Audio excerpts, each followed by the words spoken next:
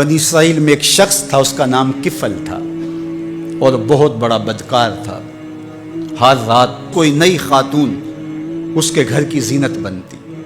ایک دن ایک خاتون کو 60 دینار دے کے وہ اپنے گھر لے آیا۔ جب بدی پہ آمادہ ہو گیا تو اس خاتون کا وجود کانپنے لگا، اس کا بدن تھر تھرانے لگا۔ کفل نے کہا کہ کیا ماجرا ہے؟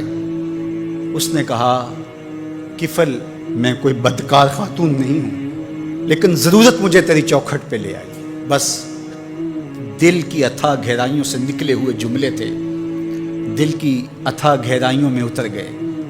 کفل پیچھے ہٹ گیا۔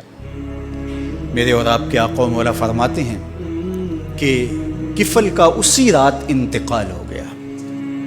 لوگ جب صبح گئے تو کفل کے دروازے پہ لکھا ہوا تھا ان اللہ قد غفر لکفل، اللہ نے کفل کو معاف کر دیا، اللہ نے اس کی بخشش اور مغفرت فرما دی۔ گناہ کو ترک کرنے والا، ارادے سے باز آ جانے والا اللہ کو کتنا محبوب ہوتا ہے۔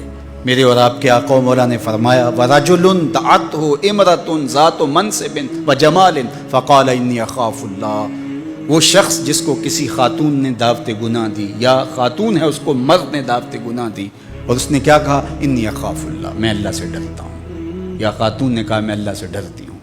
تو میرے اور آپ کے آقا و مولا فرماتے ہیں قیامت کے دن جب کوئی سایہ نہیں ہوگا، اللہ اس کو اپنے عرش کا ٹھنڈا سایہ عطا فرمائے۔ کتنی بڑی بات ہے، حشر کے دن اللہ کی رحمتوں کے سائبان تلے ہوگا۔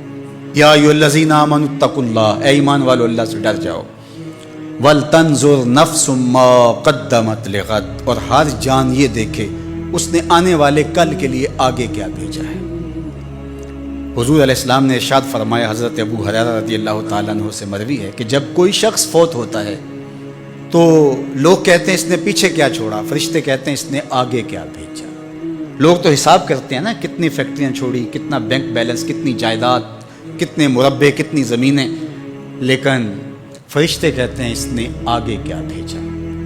حضرت سیدنا عمر رضی اللہ تعالیٰ عنہ بولے حاسبوا قبل ان تحاسبوا وزنوا قبل ان توزنوا، اپنا حساب کرو اس سے قبل کہ تمہارا حساب کیا جائے، اپنے اعمال خود تول لو، کہیں میزان پہ جا کے پریشانی نہ ہو۔ عمرے سے، حج سے جب واپس آتے ہیں تو جب آخری دن ہوتا ہے تو ہر بندہ اپنا سامان تول رہا ہوتا ہے، کیوں میاں؟ ایئرپورٹ پہ پریشانی نہ ہو۔ حالانکہ اگر 2، 3، 4 کلو بڑھ بھی گیا تو وہ ویسے بھی گزرنے دیتے ہیں، یا چند ریال دیں گے تو آپ گزر جائیں گے، لیکن اس کے باوجود چند لمحوں کی پریشانی سے بچنے کے لیے بار بار اپنا سامان توڑ رہے ہوتے ہیں کہ وہاں جا کے پریشانی نہ ہو۔